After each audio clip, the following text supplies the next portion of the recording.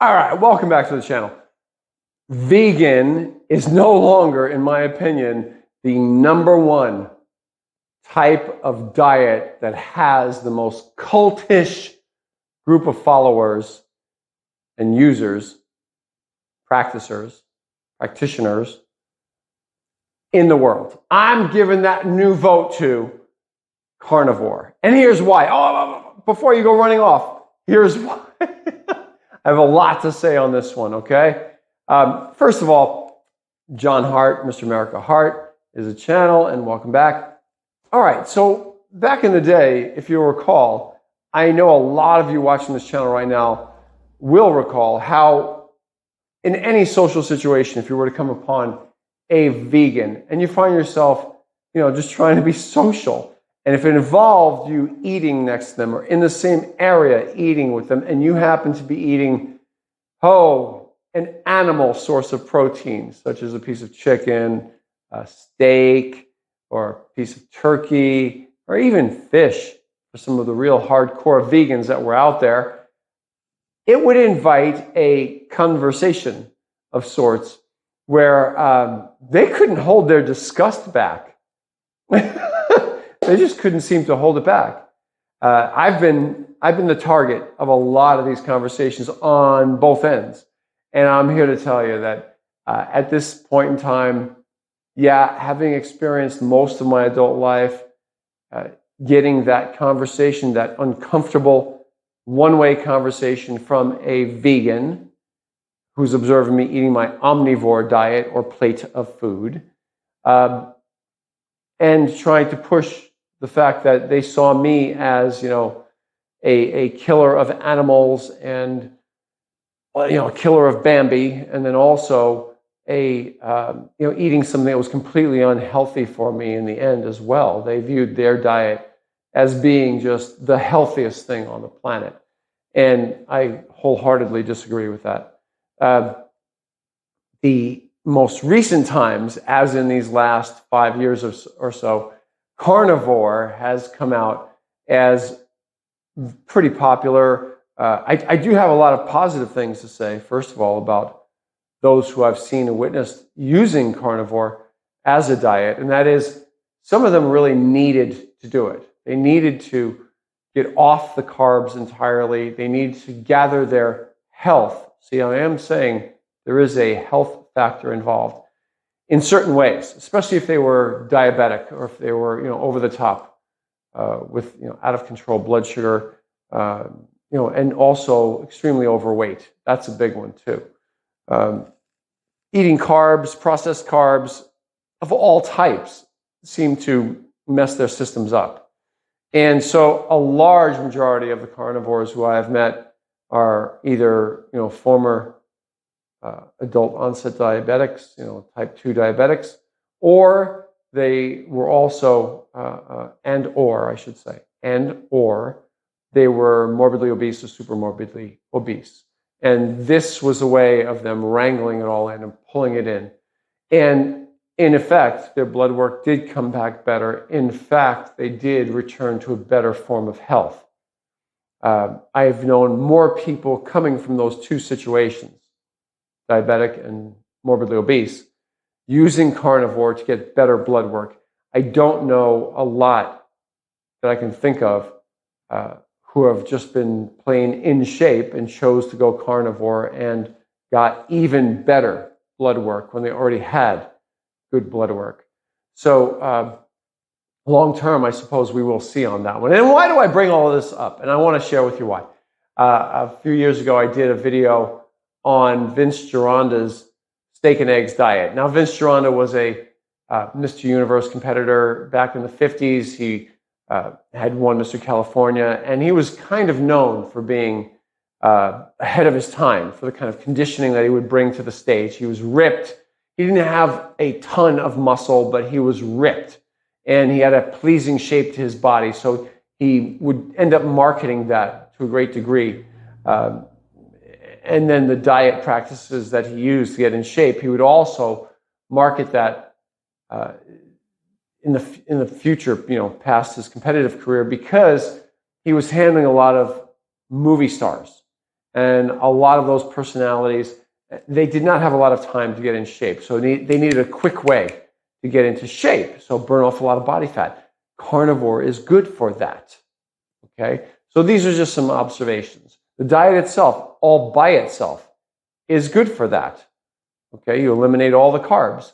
You will burn off body fat. There it is. Done. Okay? Can't argue with that at all. I've seen it myself. I have had clients that I've had do carnivore, and lo and behold, no longer pre-diabetic, no longer type 2 diabetic, no longer, super morbidly obese. So a lot of positives. I really appreciate that. Okay. However, now we're moving on.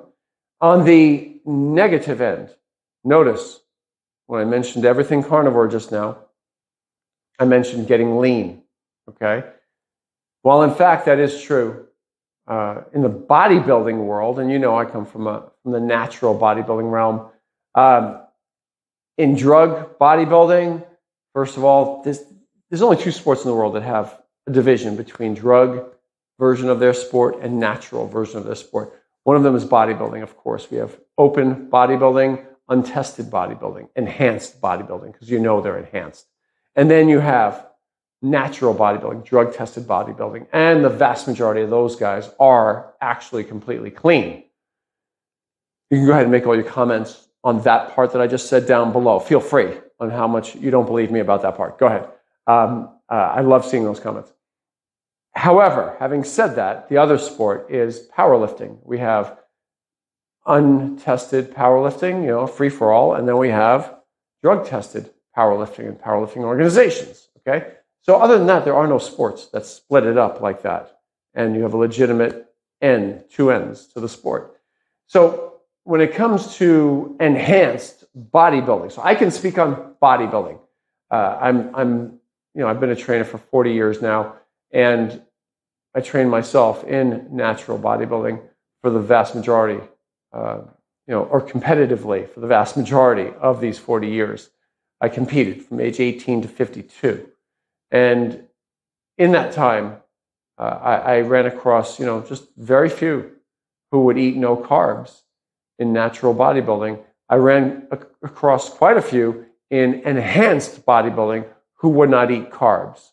There was a difference between the two, the results, okay? This is what you want to hear. In the enhanced bodybuilding, because the drug, the steroids, the growth hormone, the insulin, all of it, because they cause a retention of electrolytes and fluid within the muscles, and it's harder to burn up. It speeds up protein synthesis, and it's harder to burn up muscle tissue for fuel when you're on the steroids, okay? Because it's harder to do that, even in the absence of carbs. It changes a person's biochemistry. The drug bodybuilder would retain or even gain some muscle eating carnivore, okay?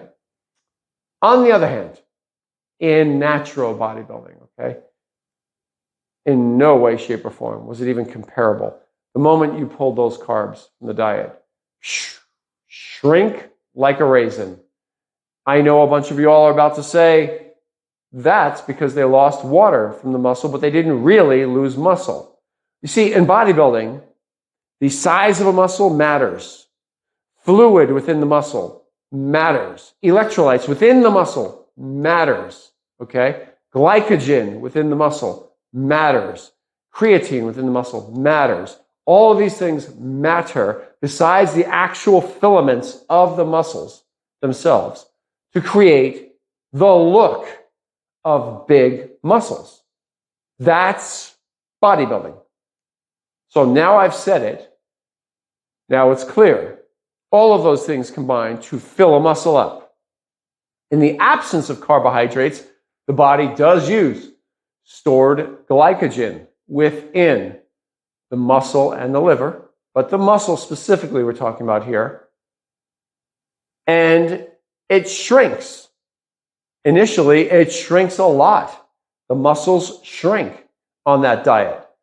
So in bodybuilding terms, you're going in reverse for quite a while. I know a bunch of you all have pointed out Again, I'll refer you back to my video, the Vince Gironda's steak and egg diet video that I did for 40 days.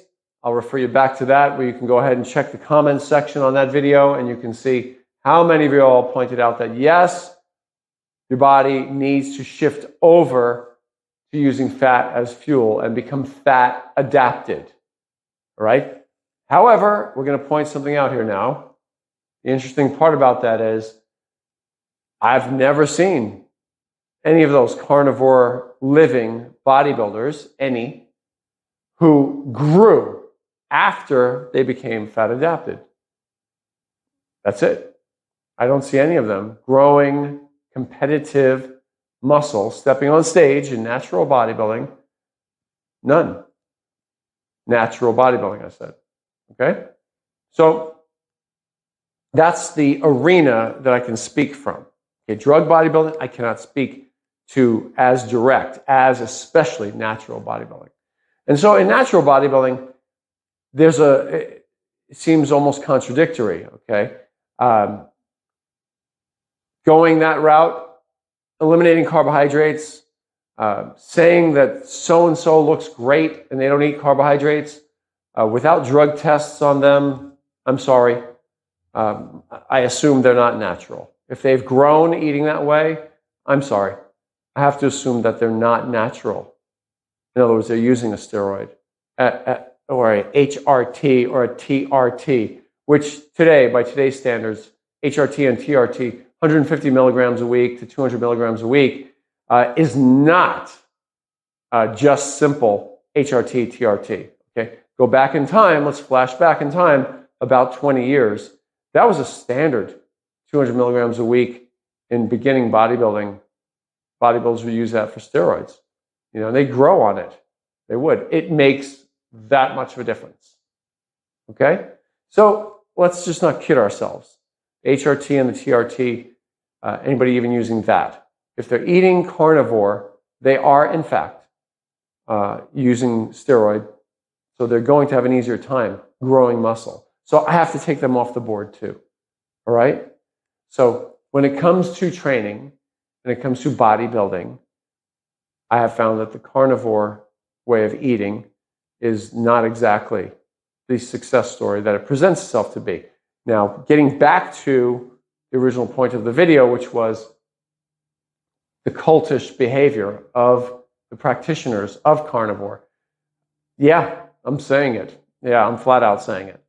There's just look up the definition of cultish behavior, and you're going to find, in fact, there's a lot of attacking going on, unnecessary, toward those who are not carnivore. Okay, those who are carnivore, they look down upon everybody else as if they're doing something much less than them, less aggressive than them. Oh, here we go. Ready? That those who need to have all those processed carbs are addicted to those carbs. There's a negative term.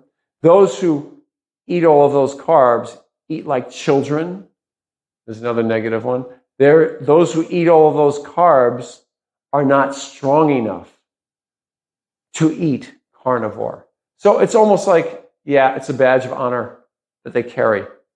And especially in anonymous YouTube comment section land, this really has come out. I know that. I've seen it. Again, I'll refer you back to my video, the Vince Gironda steak and egg diet that I did for 40 days, and you can go ahead and see exactly how it went.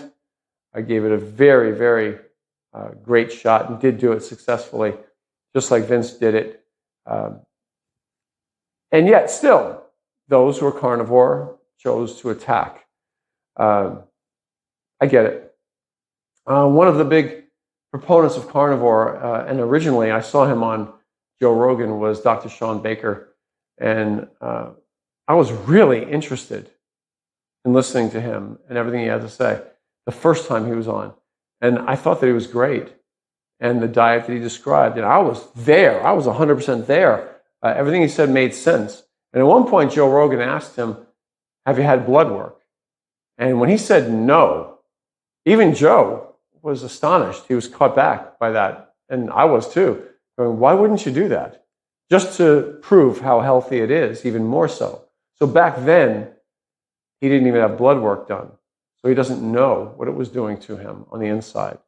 Now, later on in these last few years, and I'm saying this with a healthy amount of respect for anybody, who pursues their goal like that. So regardless of the fact that there's sometimes attacks coming out at me, I actually have respect for you guys, who can choose to do something, stick to it, and not deviate from it. It's the childish attacks that you all do towards everybody who doesn't do what you do. That stuff that I find distasteful. Okay, Dr. Baker, I don't know if later on, if he did resort to taking blood tests, blood work, maybe he did, just to see how everything was turning out, how his insides were showing, and how they were running. But I've seen some recent videos of him working out. He looks great. He looks great. He really does.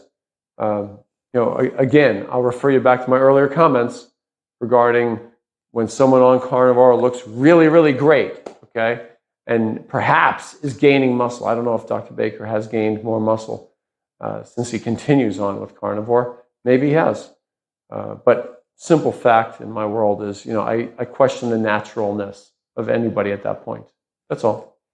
So the behavior of the Carnivore subscribers and practitioners, to me, has been pretty ruthless with regards to anybody who doesn't follow that.